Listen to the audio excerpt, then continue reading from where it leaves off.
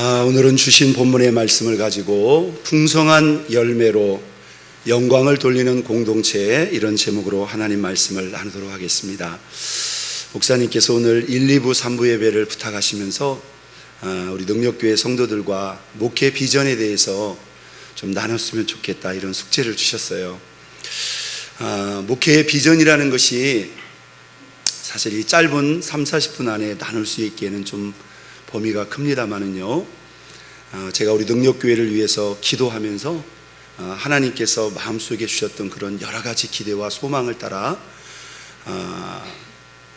우리 능력교회를 앞으로 나아가고 싶은 그러한 방향, 또 큰 그림에 대해서 여러분과 같이 나누고 또 생각해보고 또 적용해보는 그런 시간을 갖기를 원합니다. 저는 우리 목동능력교회가 풍성한 열매로 하나님 앞에 영광을 돌리는 그런 공동체가 되기를 기대하고 소원합니다. 하나님이 지난 40여 년도 우리 교회를 통해서 많은 열매를 이루었다고 생각합니다. 그러나 40년 이후에는 하나님이 우리 교회를 향해서 더 큰 열매를 기대하실 것이라고 생각합니다. 저는 오늘 그 길을 이 말씀을 통해서 찾아가 보기를 원합니다. 이제 여름이 지나면 가을이 우리에게 다가올 것입니다. 여러분은 가을하면 뭐가 생각이 나십니까? 우리 두 가지가 생각날 수 있을 것 같아요. 단풍도 생각하실 분 있고, 이렇게 아름다운 열매를 생각하실 수도 있을 것 같습니다. 만약 가을에 아름다운 단풍은 있는데 이렇게 풍성한 열매가 없다면 얼마나 그 가을이 쓸쓸하게 느껴질까요? 우리는 너나 할 것 없이 가을이 되면 이런 열매에 대한 기대감과 또 그런 풍성함에 대한 그런 마음들이 있습니다.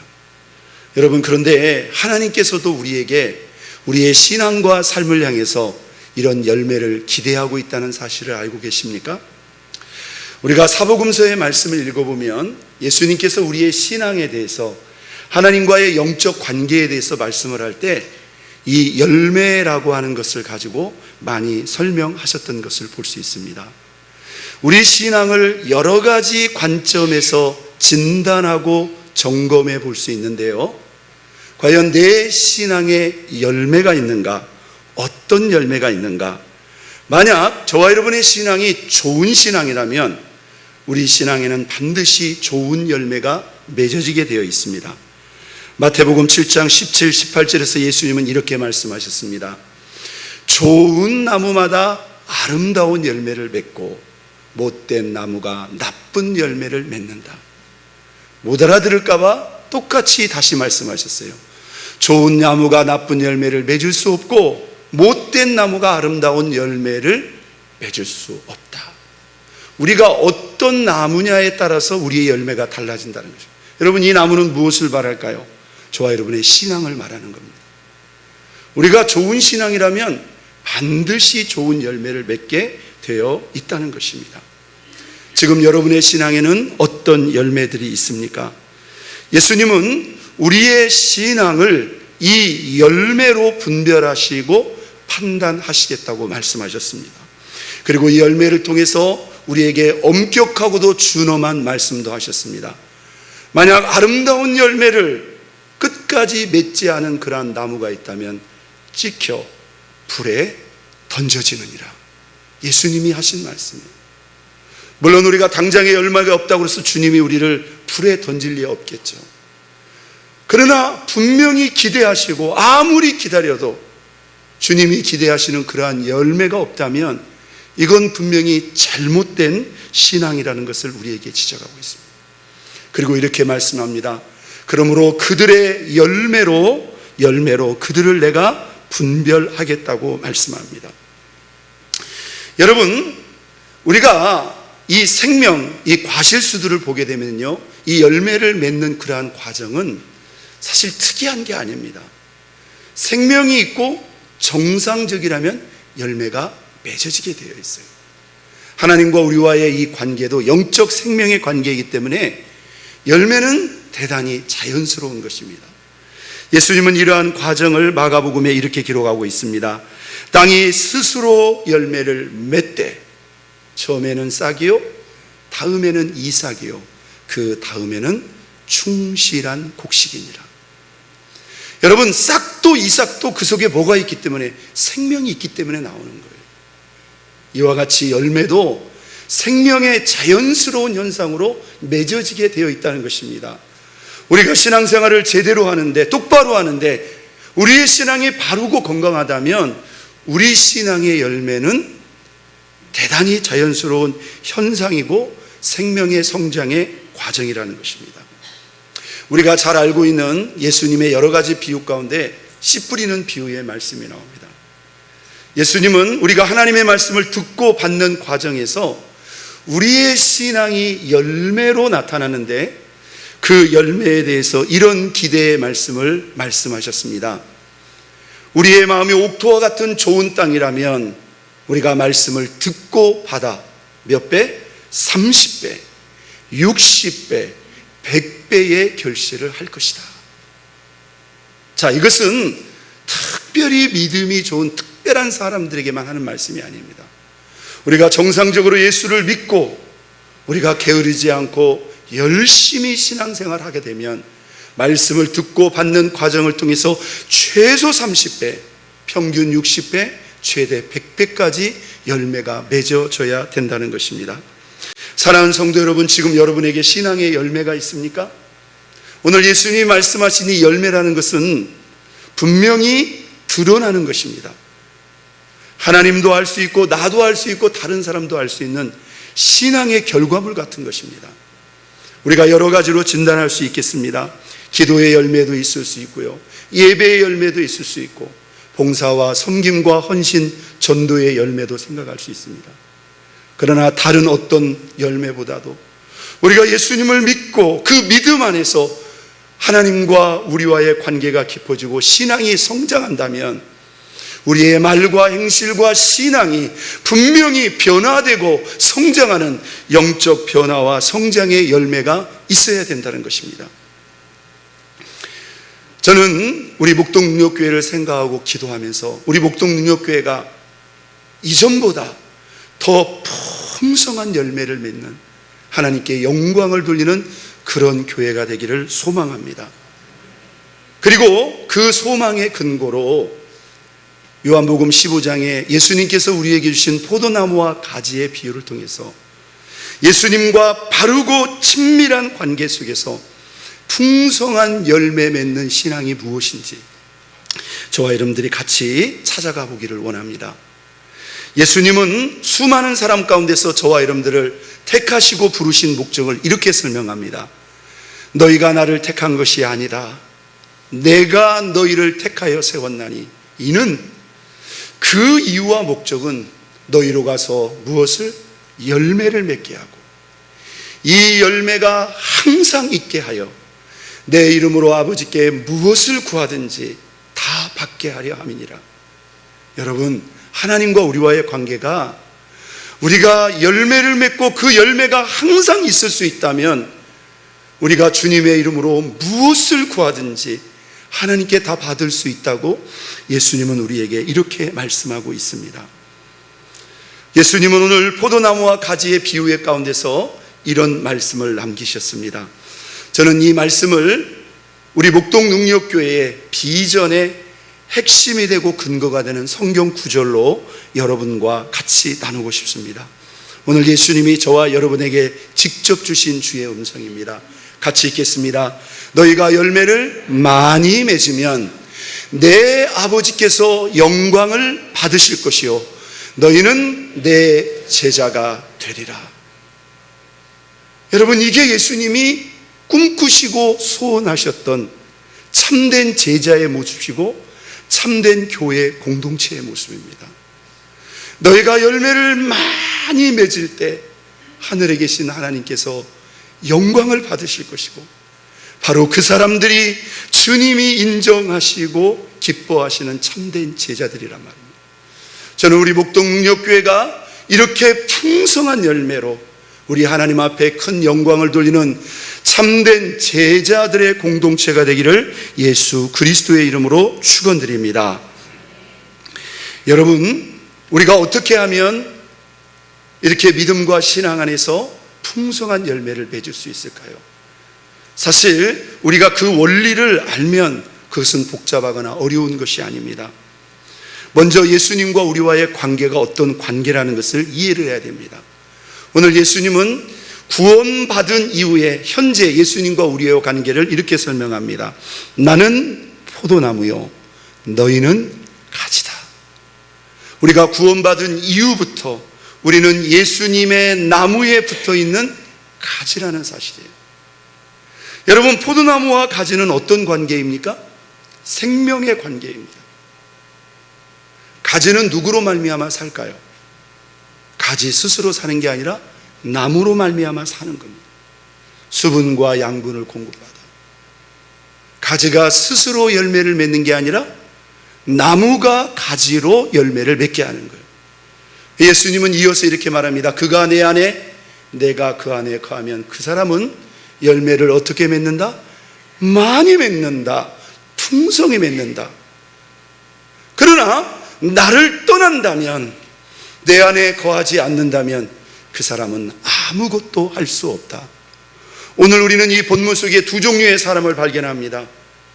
예수님을 믿었지만 주님 안에 거하는 사람이 있고 주님 안에 거하지 않는 사람이 있다는 거예요.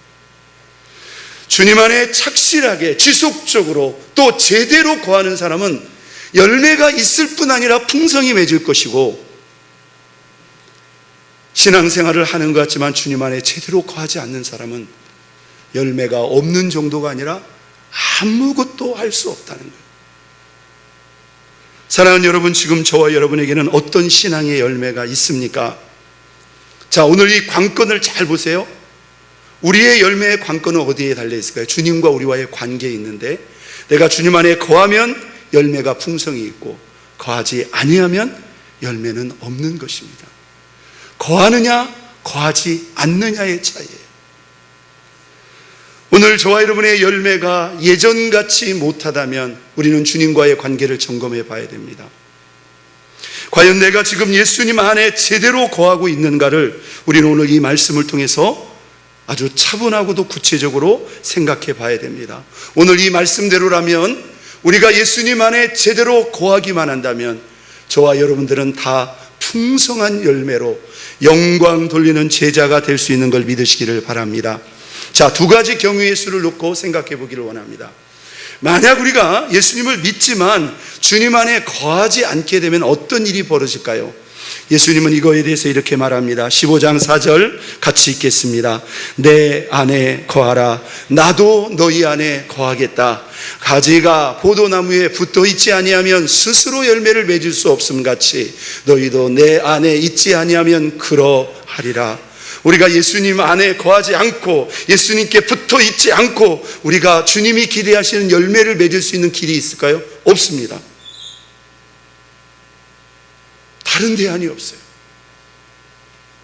주님 안에 붙어 있기만 하면 반드시 그것도 풍성한 열매를 맺지만, 여러분, 이 말씀은 전혀 어려운 말씀이 아닙니다. 나무에서 분리된 가지가 스스로 어떻게 열매를 맺느냐는 거죠. 너희도 내 안에 있지 아니하면 맺을 수 없다는 것입니다. 그러면 주님 안에 거하지 않으면 열매만 못 맺느냐? 여러분, 그 정도가 아니라는 거예요. 예수님은 그 이상의 심각한 상황에 대해서 이렇게 말씀합니다. 6절 같이 읽습니다. 사람이 내 안에 거하지 아니하면 무엇처럼 가지처럼 밖에 벌어져 마르나니 사람들이 그것을 모아다가 불에 던져 사르느니라. 우리가 예수님 안에 제대로 거하지 않으면 열매를 못 맺는 것은 말할 것도 없고, 나무에서 분리된 가지가 서서히 말라가듯이 우리의 영혼이, 우리의 신앙이 메말라져서 급기야는 버려져 불사름을 당한다는 것입니다. 오늘 우리 영혼이, 우리의 신앙이 왜 영적으로 메말라지고 있는가?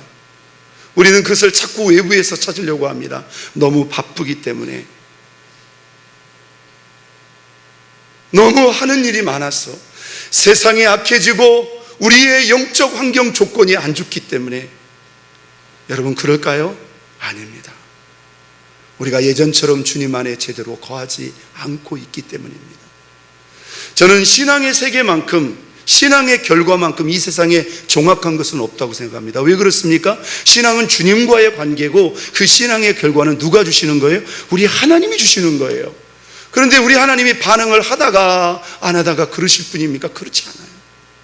우리가 제대로 구한다면, 우리가 제대로 구하지 않았기 때문에 마르고 결국에는 죽게 된다는 것입니다. 다시 5절로 돌아와서 예수님의 말씀에 귀 기울이기를 원합니다. 그렇다면 우리가 제대로 주님 안에 거하면 어떻게 됩니까? 열매를 많이 맺는다는 거예요. 오늘 두 가지 경우의 수, 주 안에 거할 것인가, 주 안에 거하지 않을 것인가에 따라서 우리의 신앙은 극단으로 나뉘어질 수밖에 없다는 것입니다. 주 안에 거하여 풍성한 열매를 맺을 것인가, 아니면 주 안에 거하지 않음으로 말라져 버려져 불사름을 당할 것인가.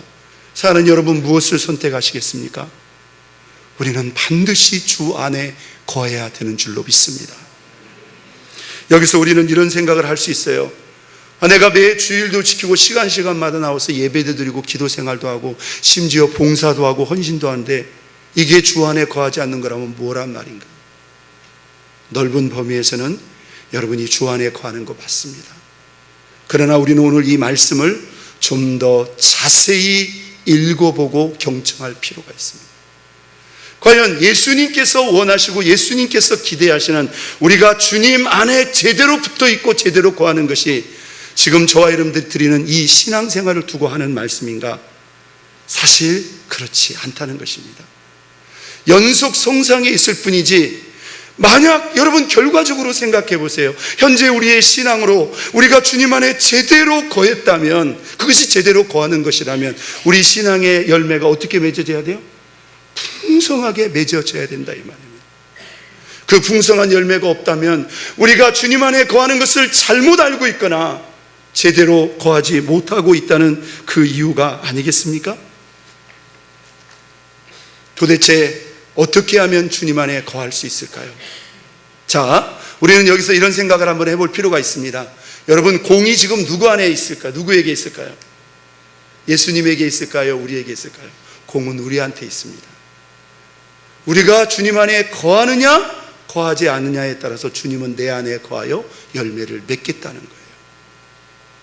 여러분, 내가 주님 안에 거하는데 혹시 주님이 내 안에 안 거하시고 열매를 못 맺을 리가 있을까요? 없을까요? 여기에는 문제가 생길 리가 있어요? 없어요? 여기에는 한치의 오차가 없다는 겁니다. 내가 뭔가 거하는 것을 잘못 이해하거나 제대로 거하지 않았기 때문에 주님이 내 안에 충만히 거하지 못하고 이 열매가 없는 거예요. 자, 어떻게 하면 우리가 예수님 안에 제대로 온전히 거할 수 있을까요? 너무나 감사하게도 오늘 예수님은 요한복음 15장의 말씀을 통해서 아주 자세하게 구체적으로 우리가 주님 안에 제대로 거할 수 있는 길을 우리에게 보여줍니다. 자, 요한복음 15장 7절입니다. 같이 읽겠습니다. 너희가 내 안에 거하고 무엇이? 내 말이 너희 안에 거하면 무엇이든지 원하는 대로 구하라. 그리하면 이루리라. 이게 예수님과 우리와의 최상의 관계의 상태라는 거예요. 자, 여기서 우리가 주목해야 될 중요한 말이 있습니다. 우리가 주님 안에 거한다는 것은 주님의 말씀이 우리 안에 거한다는 그러한 의미로 생각할 수 있습니다. 자, 여러분, 우리가 예수님 안에 거한다는 것은 공간적 물리적 개념이 아니죠.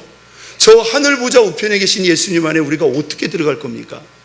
그런데요, 하나님께서, 우리 예수님께서 우리에게 주신 성경 66권의 이 말씀을 통해서 우리는 시공간을 초월해 예수 그리스도 안에 들어갈 수 있는, 주님 안에 거할 수 있는 그 길을 찾게 된다는 것입니다.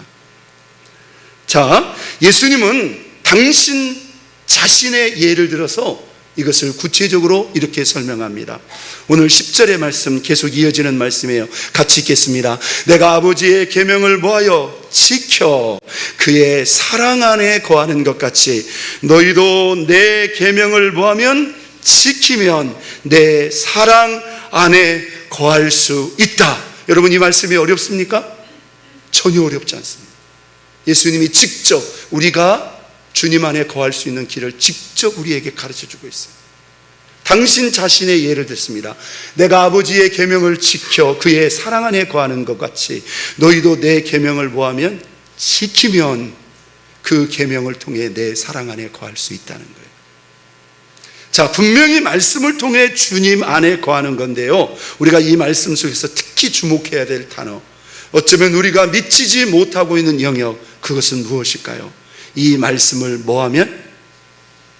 지키면, 이 말씀을 지킴으로 우리가 주님의 사랑 안에 거할 수 있다는 거예요. 여러분, 우리는 말씀 생활이 없는 것이 아닙니다.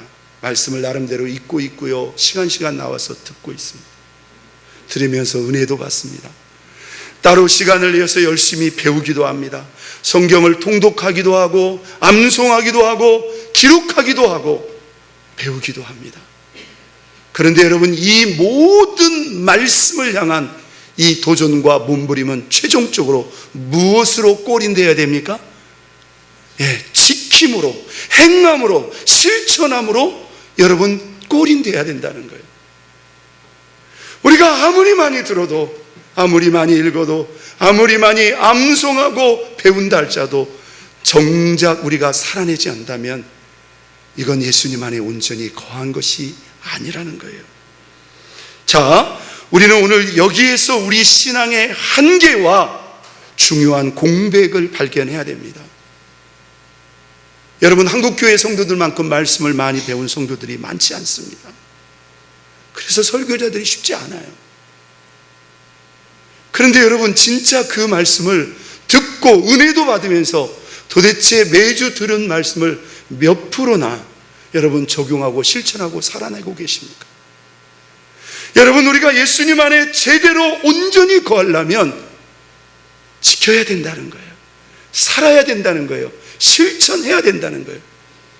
그런데 그렇게 말씀을 사랑하고 가까이 했음에도 불구하고 정작 지키지 않는다면 여기에 주님과 우리와의 관계에 공백이 생기는 것입니다. 예수님은 전장 14장에서도 비슷한 말씀을 우리에게 이렇게 말씀했습니다. 예수께서 대답하여 이르시되 사람이 나를 사랑한다면 내 말을 지킬 것이다. 내 아버지께서 내 말을 지키는 그 사람을 사랑할 것이고, 우리가, 여기서 우리는 누구일까요? 성부 아버지와 성자 예수님이 그에게 가서 거처를 그와 함께 하리라. 거처를 함께 한다는 말은 무슨 말입니까? 함께 산다는 거예요. 이게 우리가 주님 안에, 주님이 우리 안에 거한다는 거예요. 여러분, 우리가 하나님의 말씀을 계속 듣고 배우고 받고 있습니다마는 실천의 단계까지 나아가야만 우리가 주님 안에 온전히 거할 수 있고, 이렇게 온전히 거할 때 주님이 내 안에 온전히 거하여 우리를 통해서 풍성한 열매를 맺게 하신다는 것입니다. 사도 요한은 요한일서 3장 24절에 이것을 정확히 정리하고 명시해서 이렇게 말합니다. 그의 계명을 지키는 자는 어디 안에 거하고 주 안에 거하고 주는 그 안에 거하시나니. 이게 바로 말씀을 통한, 말씀의 행함을 통한 예수 그리스도와의 온전한 연합의 은혜요 영성인 줄로 믿습니다. 사랑하는 능력교회 모든 성도 여러분, 여러분이 예수님 안에서 풍성한 열매로 영광 돌리는 믿음과 신앙, 우리 공동체가 되기를 원합니까? 여러분, 말씀을 듣고 받는 데서 그쳐서는 안 됩니다. 어떻게 하든지 한 말씀이라도 우리가 살아내야 됩니다. 살아내야 됩니다. 여러분, 우리가 거기까지 도전하고 거기까지 치고 나가야 됩니다. 야고보 선생님은 우리가 말씀을 듣고도 행하지 않는 것은 자기 자신을 속이는 신앙이라고 했어요. 이런 식의 신앙은 영혼 없는 몸이 죽은 것 같은 죽은 믿음이라고 말을 했어요. 예수님은 말씀을 듣고 행하지 않는 신앙을 무슨 신앙을 했습니까? 모래 위에 자기의 집을 짓는 어리석은 신앙이라고 했습니다. 여러분, 모래 위에 여러분이 자고 누울 수 있는 집을 지을 수 있을까요? 그것은 안 되는 일입니다. 그런데 우리가 이 안 되는 일을 어쩌면 평생 하고 있다 이 말이에요. 여러분, 언제까지 모래성을 쌓을 것이냐 이 말이에요. 이것은 필연적으로 무너지게 돼 있다 이 말이에요. 예수님은 반대로 말씀을 듣고 행하는 사람은 자기 집을 반석 위에 세우는 것 같다. 여러분, 말씀에 뿌리가 있다는 말은 무슨 말일까요? 말씀을 많이 읽었다는 말씀일까요? 말씀을 많이 배워 많이 안다는 말씀일까요? 아닙니다. 말씀을 많이 지키고 행한 사람을 두고 말씀에 뿌리가 있다는 거예요. 여러분, 말씀을 지키는 자가 그 집을 반석 위에 둔다는 것은 우리가 말씀을 듣고 행하고 지킬 때마다 행하고 지킨 그 말씀이 저와 여러분의 신앙의 기초를 더 단단하게, 더 견고하게 다지고 또 다지고 있는 걸 믿으시기를 바랍니다. 이 신앙은 아무나 흔들 수가 없다는 거예요. 자, 우리가 예수님 안에 거하는 길, 말씀을 지켜야 됩니다. 그런데 오늘 이 본문에서 예수님은 우리가 예수님 안에 거할 수 있는 또 하나의 길을 연속해서 보여줍니다. 자, 계명을 지켜야 주님 안에 거할 수 있는데, 그렇다면 어떤 계명을 지켜야 되는가? 당연히 성경에 기록된 모든 말씀이겠죠. 그런데 우리 예수님은 이 성경에 기록된 수많은 계명 가운데 딱 하나의 계명을 구체적으로 지목하여 우리에게 이렇게 말합니다. 우리가 지켜야 될 계명은 무엇인가? 내 계명은 내가 너희를 사랑한 것 같이 너희도 서로 사랑하라 하는 이것이니라. 여러분, 이 말씀을 마음을 열고 잘 들으셔야 됩니다. 미안하지만 수많은 성도들이 이 말씀을 이해를 못하는 경우가 많아요. 우리가 지켜서 주님 안에 거해야 될 가장 우선적이고 핵심이 되며 중심이 되는 말씀, 그것은 무엇인가? 내 계명은 이것이다. 영어 성경에는 더 명료하게 기록되어 있습니다. 서로 사랑하라. 내가 너희를 사랑한 것처럼 서로 사랑하라. 예수님이 우리를 사랑한 것처럼 우리가 서로 사랑할 때 그 사랑을 통해서 예수님 안에 거할 수 있는 걸 믿으시기를 바랍니다. 이것이 우리가 반드시 실천하고 지켜야 될 기독교 계명과 율법의 핵심이요 결론입니다. 여러분, 사랑하고 계십니까? 여기서 예수님은 수준을 분명히 명시했어요. 어느 정도 사랑하라? 내가 너희를 사랑한 것 같이. 예수님은 우리가 예수님처럼 사랑할 때 주 안에 거할 수 있다고 말씀하십니다. 예수님은 같은 밤 제자들과 마지막 시간을 나누시면서 그들에게 새로운 한 계명을 주고 가셨습니다. 요한복음 13장 34, 35절입니다. 새 계명을 너희에게 주겠다. 서로 사랑하라. 어떻게 해요? 내가 너희를 사랑한 것 같이 너희도 서로 사랑하라. 여러분, 우리는 사랑하지 않는 것은 아니에요. 그런데 과연 예수님처럼 사랑하는 성도들이 여러분 몇 명이 있을까요? 여러분, 여기에 저와 여러분의 신앙에 아주 중요한 문제, 아주 중요한 공백, 중요한 한계가 있을 수 있다는 생각 여러분 안 해보셨습니까? 그 어떤 성도들도 예수처럼 사랑해야 되는 그런 의지와 목표를 가지고 있는 성도들을 제가 많이 본 적이 없어요. 여러분, 우리가 예수님처럼 사랑하지 못한다 할지라도 예수님의 사랑의 반만이라도 우리가 살았다면 우리 신앙은 차원이 달라질 수 있었을 것이라는 것입니다. 35절에 예수님은 말합니다. 너희가 만약 이렇게 서로 사랑한다면 이로써 너희 주변의 모든 사람이 너희가 누구인 줄, 진짜 내 제자인 줄 알리라. 우리가 예수 그리스도의 진정한 제자가 되는 길을 이게 앞뒤의 말씀으로 연결이 되는 거예요. 풍성한 열매를 맺고 풍성한 열매로 영광을 돌릴 때 참 제자가 되고, 그 풍성한 열매를 맺기 위해서 우리가 예수님처럼 사랑해야 된다는 것입니다. 예수님은요, 같은 본문에서 이 말씀을 이해하지 못할까 봐 지금 예수님이 우리에게 의도하시고 기대하시는 사랑의 수준이 무엇인가를 아주 구체적으로 말씀하셨다는 사실을 알고 계십니까? 요한복음 15장 13절입니다. 사람이 친구를 위하여 뭘 버리면? 목숨을 버리면 이보다 더 큰 사랑이 없나니. 여러분, 예수님이 우리를 사랑하신 사랑의 수준이 무엇입니까? 당신의 모든 걸 다 주셨다는 거예요. 여러분, 이 세상 저 십자가의 사랑보다 더 큰 사랑이 어디 있습니까? 그렇게 높고 그렇게 거룩하고 그렇게 존귀하신 하나님이 우리 일평생의 죄를 다 뒤집어 지시고 저 십자가의 형벌과 고통을 온몸으로 참아내셨으니, 여러분, 이 사랑의 크기, 이 사랑의 깊이를 우리가 어떻게 다 표현할 수 있느냐는 거예요.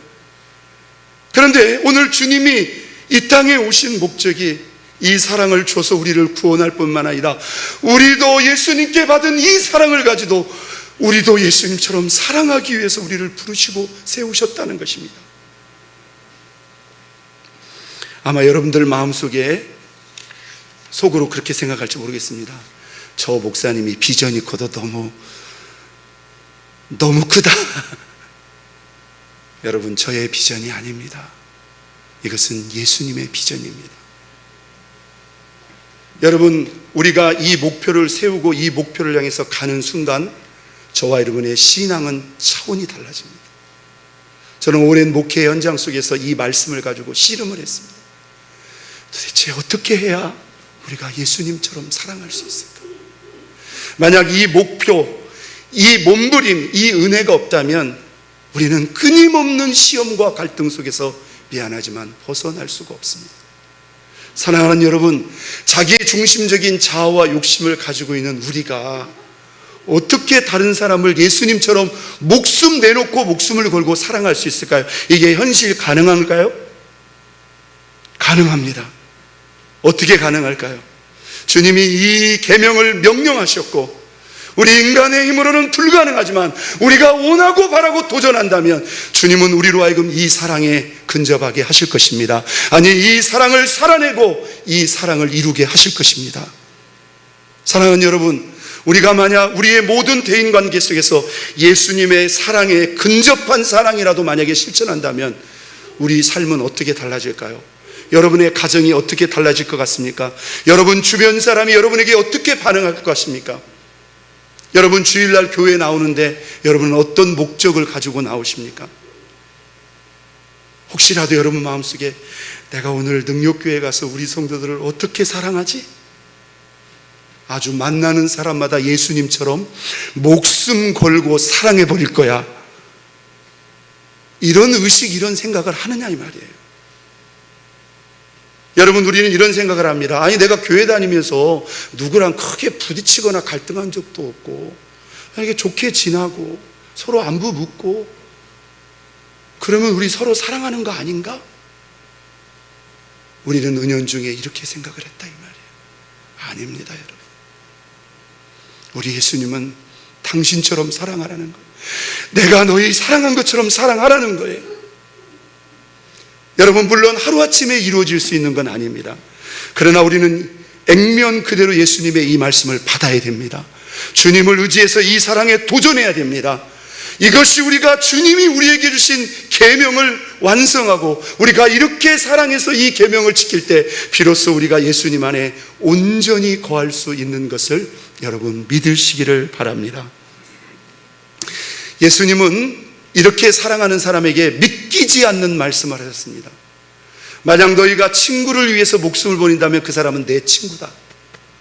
그리고는 이렇게 말씀, 이제부터는 너희를 종이라 하지 아니하리니 종은 주인이 하는 것을 알지 못한다.